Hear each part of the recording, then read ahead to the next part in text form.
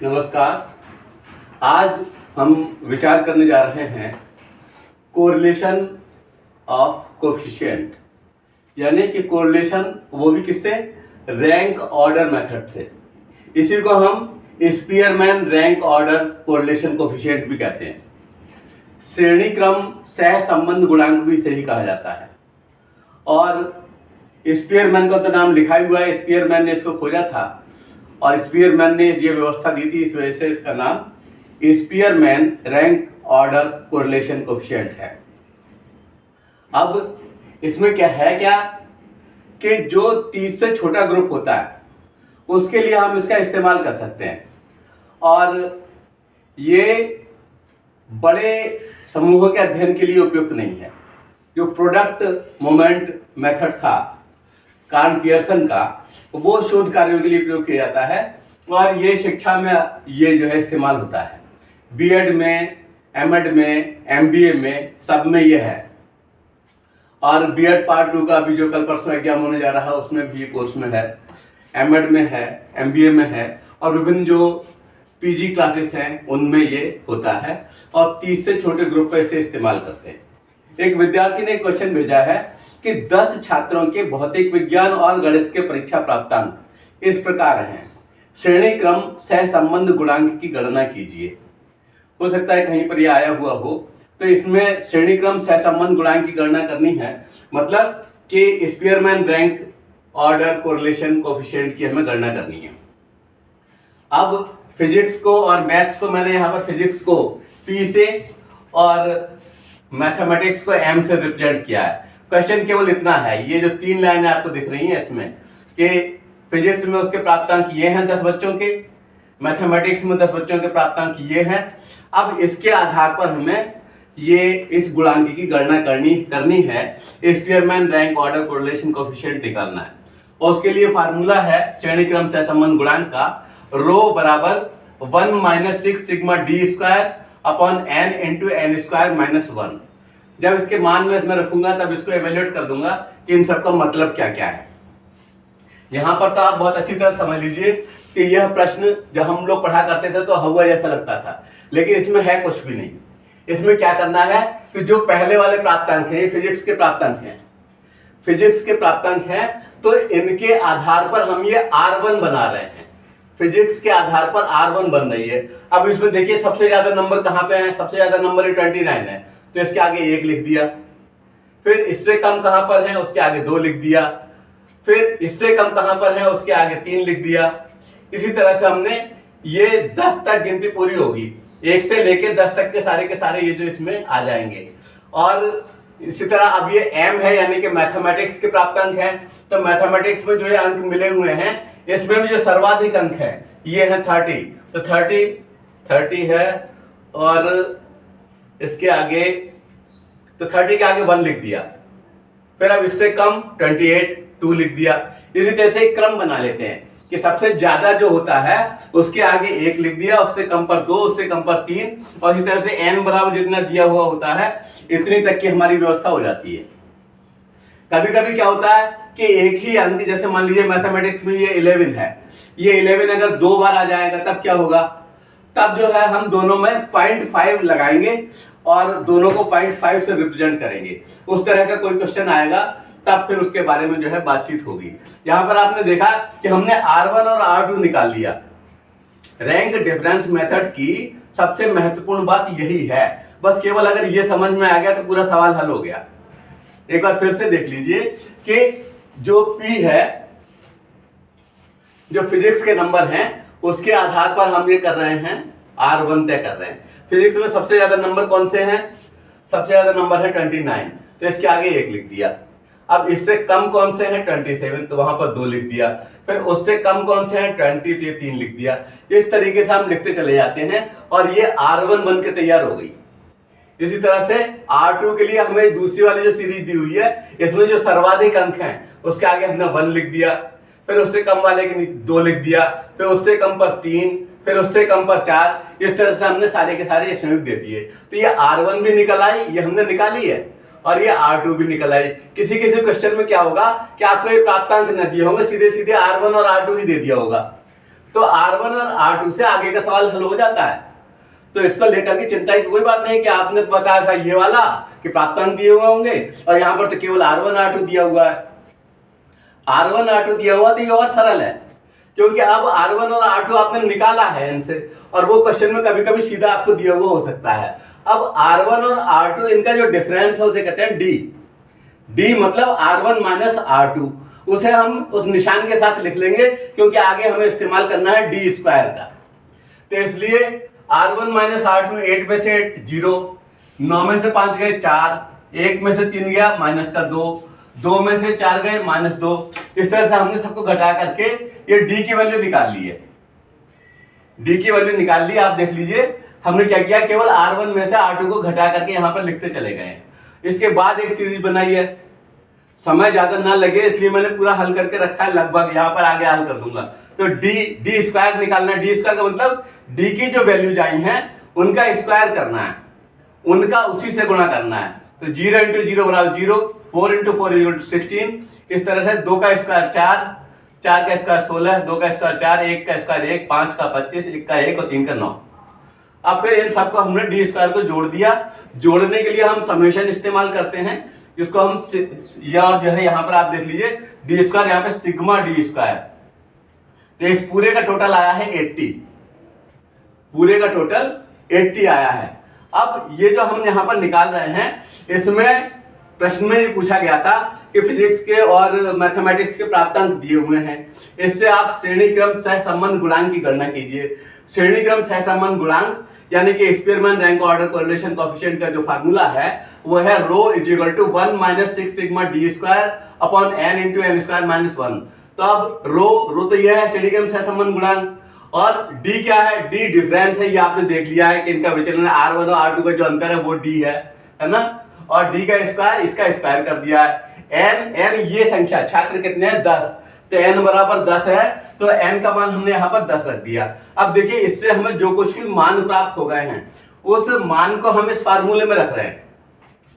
अब फार्मूले में रखने के बाद में हमें वो प्राप्त हो जाएगा। तो अब 1 की जगह तो 1 ही लिखा जाएगा, माइनस 6 सिग्मा डी स्क्वायर की वैल्यू आई है 80, और इसके नीचे है n और n स्क्वायर, तो ये 10 और यहां पर 10 का स्क्वायर माइनस 1 बराबर 1 माइनस 6 48 480, और नीचे हो गया 10 का स्क्वायर 100, 100 में से 99, 99990। तो ये जो है 990 हो गया। अब ये जीरो से ये जीरो कट गया, तो ये हो गया 1 माइनस 48 बटे 99। अब 1 माइनस, अब हम 48 में 99 का हम भाग दे देंगे, तो वो आएगा आपका 0.48 0.48, और इस तरह आपका निकल के आ गया 0.52। तो ये आपका निकल आई रो की वैल्यू। आपने देखा कि इसमें क्या किया है, केवल वैल्यूज लगाई हैं, केवल वैल्यूज लगाई हैं। Sigma D square 6 into D square का मान था यहाँ पे 80 लिख दिया, और फिर n का मान था 10 लगा दिया। तो ये 6 48 480 हो गया। 10 का स्क्वायर 100 होता, 100 में से 1 99 और 1 जीरो, ये 990 हो गए। इस जीरो से जीरो कट गया, 48 बटे 99 हो गया। 99 के इसमें भाग दे दिया, 0.48 आ गया। इसमें से इसको घटा दिया तो आ गया 0.52। अब ये जो 0.52 आया है, इसके साथ आप देख रहे हैं कोई साइन नहीं है, मतलब ये पॉजिटिव है ना। तो अब इस 0.52 को हम एक्सप्लेन कैसे करेंगे, ये तरीका हमें और आना चाहिए। तो पहले एक बार अच्छी तरह से देख लीजिए कि हमें केवल ये इतनी सीरीज प्राप्त थी P और M तक। इससे हमने R1 और R2 को निकाला है। निकालने के लिए हमने जो सबसे अधिक मान था उसके आगे 1 और उससे क्रमशः कम कम पर 2 3 4 5 ऐसे लिखते चले गए। इसी तरह से दूसरे वाले में भी R2 में भी हमने यही किया है। फिर R1 और R2 का डिफरेंस निकाल लिया, घटा लिया है R1 में से R2 को, और जो आया है वो हमने लिख लिया है, और जो आया है उसका हमने स्क्वायर कर लिया है। स्क्वायर करने के बाद सबको जोड़ दिया तो ये सिग्मा डी स्क्वायर प्राप्त हो गया है। मैं समझ रहा हूँ रैंक ये डिफरेंस मेथड से आपको कोरिलेशन निकालने में कोई भी कठिनाई नहीं होगी। इतनी बात आपको समझ लेनी चाहिए। बस ये R1 R2 कैसे आते हैं इसे समझ में जाना जरूरी है। और अगर प्रश्न ही R1 R2 से शुरू हो रहा है तब तो आपका काम और भी सरल हो जाएगा। तो इस तरह से हमने ये रो की वैल्यू निकाल ली। मतलब जो श्रेणीक्रम सहसंबंध गुणांक है वो हमारा 0.52 है। अब इसको एक्सप्लेनेशन करने की भी आवश्यकता महसूस होती है। तो एक्सप्लेनेशन करने के लिए क्या करते हैं, उसकी एक टेबल मैं समझ रहा हूं कि अब इसको अगर मिटा दिया जाए तो कोई दिक्कत नहीं होगी। ये पूरा सवाल जो है समझ में आ गया होगा।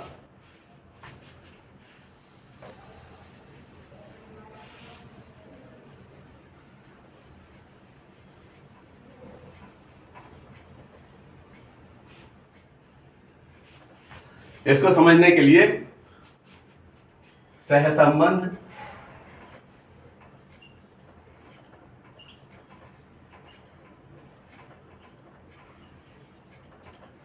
ठीक है। अब हम चूंकि गुणांक निकाल रहे हैं,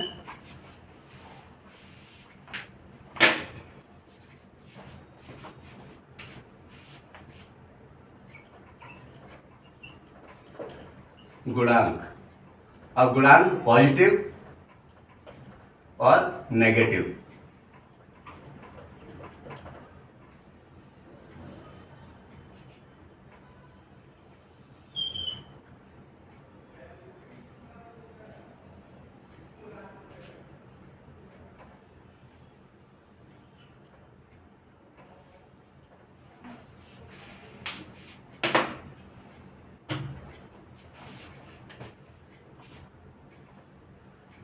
अब ये जो कुछ ये टेबल बना रहे हैं केवल इस वजह से बना रहे हैं कि जो भी आपका मान निकल करके आ जाएगा वो मान की हम एक्सप्लेनेशन कैसे करेंगे, उसकी हम विवेचना कैसे करेंगे। आंसर तो आपका आ गया, आप आंसर लिख दोगे, आपका ठीक है वो सवाल। लेकिन ये किस तरह का है, ये धनात्मक है या ये ऋणात्मक है, कैसा सहसंबंध है। और सहसंबंध के बारे में एक बात बहुत अच्छी तरह ध्यान रखनी है कि ये +1 से लेके -1 तक लाई करता है। इससे अगर ज्यादा आ रहा है तो इसका मतलब आपका सवाल गलत हो गया है। तो सहसंबंध जो है इसी को हम अंग्रेजी में क्या कहते हैं, कोरिलेशन।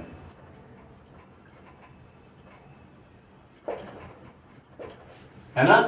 और गुणांक तो कोफिशिएंट होता है, और ये पॉजिटिव और ये माइनस। अब अगर मान लीजिए आपका ये आ गया सीधे सीधे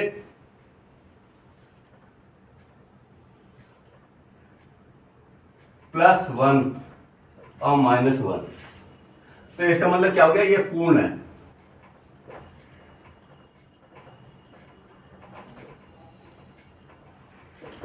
परफेक्ट।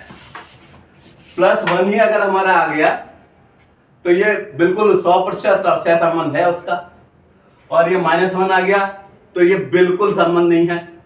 कहने का मतलब ये पहले तो हमें ये पता होना चाहिए कि ये सहसंबंध होता क्या है। सहसंबंध यानी कि कोरिलेशन। कोरिलेशन का मतलब यह है कि हमारे इनके बीच में संबंध कैसे है। और धनात्मक और ऋणात्मक संबंध को थोड़ा सा और मैं एक्सप्लेन कर दूं। धनात्मक सहसंबंध का मतलब ये होता है कि अगर मान लीजिए कोई एक चीज बढ़ रही है, उसकी वजह से दूसरी तरफ दूसरी चीज भी बढ़ रही है, तो ये धनात्मक सहसंबंध हुआ। और अगर मान लीजिए एक चीज घट रही है और उसकी वजह से दूसरी तरफ भी कोई चीज घट रही है, तब भी ये धनात्मक सहसंबंध हुआ। और अगर एक तरफ कोई चीज बढ़ रही है, उसके बढ़ने से दूसरी तरफ कोई चीज घट रही है, तब ये ऋणात्मक सहसंबंध हुआ। तो धनात्मक सहसंबंध क्या होता है और ऋणात्मक सहसंबंध क्या होता है, ये हमें अच्छी तरह से पता होना चाहिए। और एक जो सबसे लास्ट में जहां पर कि बिल्कुल कुछ नहीं होता, शून्य होता है, तो शून्य सहसंबंध का कोई मतलब नहीं है। अब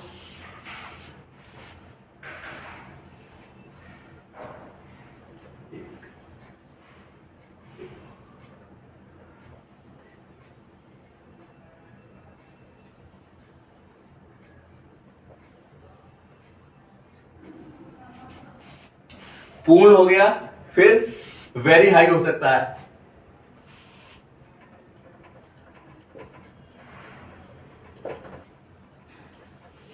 और फिर हाई हो सकता है। हाई का फिर मॉडरेट हो सकता है, साधारण यानी कि मॉडरेट हो सकता है, और कम लो कम हो सकता है, और फिर नगण्य हो सकता है, नेग्लिजिबल।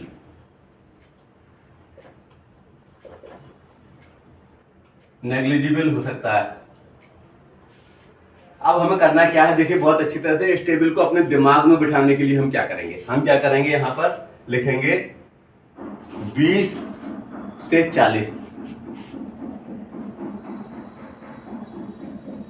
समझाने के लिए लिख रहा हूं, ऐसा लिखा नहीं जाता।